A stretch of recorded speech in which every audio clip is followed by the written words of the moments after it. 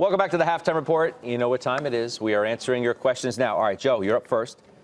Dave in Pennsylvania. Is this the time to take a position in Chesapeake Energy as it's building a base around 425 and with winter ahead and higher gas prices may result from that? Dave, what's the trade? Dave, Chesapeake just failed above $5. So I don't want Chesapeake. I like the theory. Apache is a better play. Okay, Jimmy, got a good one for you. It's a battle between Facebook and Cat. Laura in Las Vegas. I've owned Facebook since the IPO, thinking of selling it and buying Caterpillar.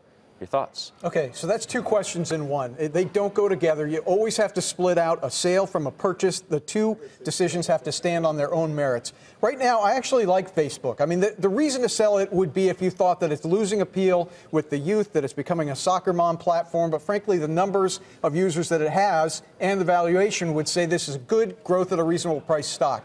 As for Caterpillar, I bought it last week, so you know I like it. I think this is a value stock. It got sold unfairly to too cheap a price on the news of tariffs and a potential trade war. I think it goes higher. But you're not suggesting that you can only buy a tech if you sell a tech. I mean, no, wait. I thought I was being very clear. I'll say it again in case I wasn't. Again. Any sale has to be separate. I was going to come back purchase. and you like 20 times. I realize we don't have time for that. So no, look. A sale stands on its own merits. Do you like the stock or not? A purchase stands on its own merits. Do you like the stock or not? If you want to buy something. That's what she's asking, right? That's what she's asking. Do you like Caterpillar? And I answered both parts of the question. That's right. You're making it much more difficult than it needs to be. You're making it more difficult. Hang on. I want to hear a little bit more of this. No, you're the one making it more difficult. I answered it. You asked me to answer it again. I want to know why you took a shot at soccer moms. All right, Josh, Laura in Las Vegas. What is a good price to jump in on Workday?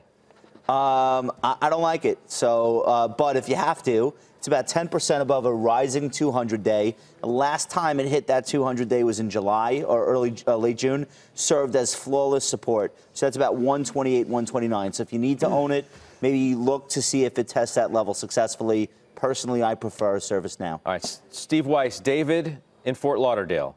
I'm getting slaughtered in Alibaba. How do I play that trade with tariffs looming? Look, I've been tempted to get back into Alibaba. Tariffs don't really affect Alibaba all that much. Most of their business is in China. Now, they're trying to expand to the U.S. Haven't a lot of those Chinese stocks and Chinese market go down because of worries about trade war? Right. That's more driven by passive investing than it is actually fundamentals. Okay. So I own some stocks that are only doing business in China, and they're getting hit also, and they will never do business in the U.S.